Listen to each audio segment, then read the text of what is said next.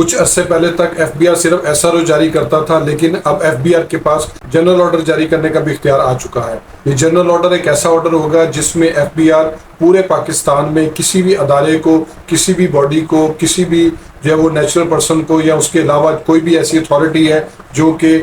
किसी भी हिसाब से किसी डोमेन के अंडर आती है, उसको डायरेक्ट एक ऑर्डर दे सकता है। और वो ऑर्डर जो है वो इनिशियली तौर पर, इब्तदाई तौर पे जो इम्प्लीमेंट किया गया है वो नॉन फाइलर्स की सिम्स को ब्लॉक करने के लिए किया गया। जब नॉन फाइलर्स की सिम्स को ब्लॉक करने का सिलसिला शुरू हुआ तो एफबीआर के ऑर्डर की जो है वायलेशन की गई पीटीए की तरफ से और मुख्तलिफ मोबाइल कंपनीज की तरफ से। तो इस चीज़ को जो है वो ख़त्म कर दिया गया है। और अब जो भी बॉडी है, वो कोई अथॉरिटी है, वो कोई अदारा है, अगर वो एफबीआर के जनरल ऑर्डर को नहीं मानेगा तो उसकी क्या सज़ा होगी और उसमें जो है वो किस तरीके से इम्प्लीमेंट किया जाएगा उस सज़ा को, और इस जनरल ऑर्डर में कौन कौन सी चीज़ें आने जा रही हैं, वो मैं आपको सारा डिटेल में वीडियो में बताऊंगा। क्योंकि नॉन फाइलर्स को ये वीडियो बहुत ध्यान से देखनी चाहिए और ऐसे तमाम फाइलर जो कि एनटीएन बना चुके हुए हैं लेकिन अपनी रिटर्न्स को जमा नहीं करवाते और वो इनएक्टिव हो चुके हैं, उनके लिए भी ये वीडियो बहुत ज़रूरी है, क्योंकि इससे उनको बहुत ज़्यादा कॉन्सिक्वेंसेस जो है वो फेस करने पड़ेंगे। अपनी वीडियो शुरू करने से पहले मैं आपसे रिक्वेस्ट करूंगा, मेरे यूट्यूब चैनल को सब्सक्राइब करें, फेसबुक पेज को लाइक करें, ताकि लीगल टॉपिक्स पे इसी तरह एडवाइस मैं आपसे शेयर करता रहूं।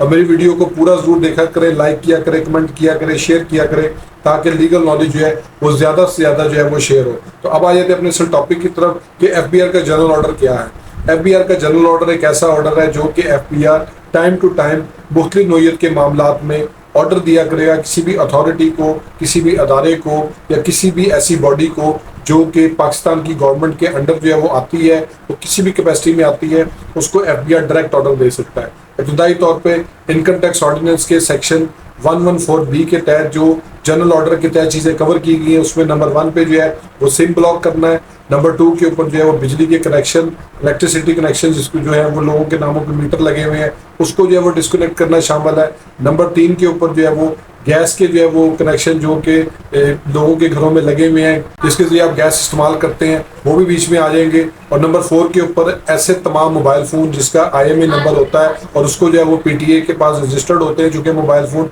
IMEI नंबर को ब्लॉक करने के जरिए एफबीआर जनरल ऑर्डर के जरिए किसी भी नॉन फाइलर का और किसी भी इनएक्टिव फाइलर का जो है वो मोबाइल फ़ोन भी ब्लॉक कर सकते हैं। अब ये तो थी इनिशियल चीज़ें जो कि एफबीआर को जनरल ऑर्डर के जरिए जो है वो पावर किया गया है कि वो किस तरीके से जो है वो इस मामला को लेके आगे चलेंगे। लेकिन अभी ये सुनने में आ रहा है और ये डिस्कशन भी आ रही है कि जनरल ऑर्डर के जरिए एफबीआर जो है वो किसी भी नॉन फाइलर का या किसी भी इनएक्टिव फाइलर का या ऐसा कोई शख्स जो कि एफबीआर के रिकॉर्ड के मुताबिक एक ऐसी टैक्सेबल इनकम जनरेट कर रहा है लेकिन वो रजिस्टर्ड नहीं हो रहा, वो एफबीआर के पास रिकॉर्ड में नहीं आ रहा, वो कोई भी हो सकता है, उसके जो है वो बैंक अकाउंट को भी जो है वो ब्लॉक करने का जो है वो सोच रहे हैं। क्योंकि अगर ये एसआरओ आ जाता है या इसमें कोई फाइनेंस के लिए जो है वो फिजिबिलिटी सामने आती है कि ऐसे तमाम लोग जो है वो टैक्सेबल इनकम को जनरेट कर रहे हैं, क्योंकि गवर्नमेंट अभी किसी भी हिसाब से जो है वो इंतहा पे नहीं जाना चाह रही, क्योंकि जब बैंक अकाउंट्स जो है वो ब्लॉक होंगे तो लोगों के लिए बहुत ज़्यादा प्रॉब्लम होगी। इसी हिसाब से जो है वो एफबीआर ने डिफरेंट जो है वो स्कीम्स अनाउंस की हैं, जिनमें से ताजर 2 स्कीम एक स्कीम है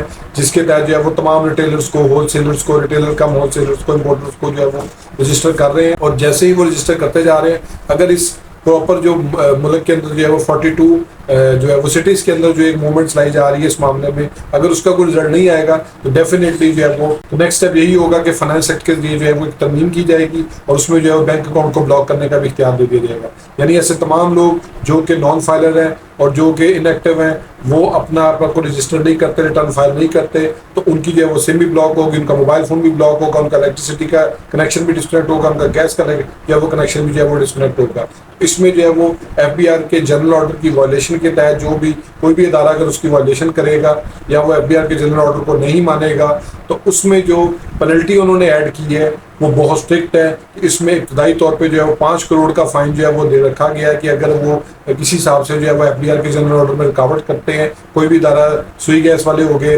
लेस्को वाले हो गए, इलेक्ट्रिसिटी वाले हो गए, के इलेक्ट्रिक हो गया, या मोबाइल फ़ोन कंपनियां या पीटीआई या कोई भी बैंक है, तो उनको जो है बहुत हैवी जुर्माना जो है वो इनिशियल स्टेज पे है। और अगर दोबारा वो सब्सिक्वेंटली जो है वो इस तरह की कोई एक्टिविटी करते हैं या ऐसा वो काम करते हैं जिससे एफबीआर के जनरल ऑर्डर में मुदाखलत होती है या वो वायलेट होता है, तो उसमें 10 करोड़ रुपए का जो है वो फाइन रखा गया है। तो अब ये इतना ज़्यादा स्ट्रिक्ट लेवल पे मामला पहुंच चुके हैं कि एफबीआर के एक जनरल ऑर्डर के बाद चीज़ें किस तरीके से जो है वो इम्प्लीमेंट होना शुरू हो जाएंगी, वो शायद नॉन फाइलर और इनएक्टिव फाइलर के जहन में भी नहीं है। तो मेरी आपसे रिक्वेस्ट है कि तमाम लोग जो है वो फाइनल हो जाए, ताकि इन सारे मामला से जो बचा जा सके। क्योंकि अगर किसी की सिम ब्लॉक होती है या उसका बिजली का कनेक्शन जो है वो मुनक़ता हो जाता है, या उसमें जो है वो जो गैस का कनेक्शन है वो मुनक़ता हो जाता है, या अगर लेटर स्टेज पे जो है वो उसका मोबाइल फ़ोन बंद कर देते हैं, या उसमें जो है वो बैंक अकाउंट को जो है वो ब्लॉक कर देते हैं, तो उसमें काफ़ी ज़्यादा प्रॉब्लम्स का जो है वो सामना करना पड़ेगा। तो आपको ये वीडियो पसंद आई होगी, मेरे फेसबुक पेज को लाइक करें, यूट्यूब चैनल को सब्सक्राइब करें, ताकि लीगल टॉपिक्स पे इस तरह एडवाइस मैं आपसे शेयर करता हूँ। Thank you for watching.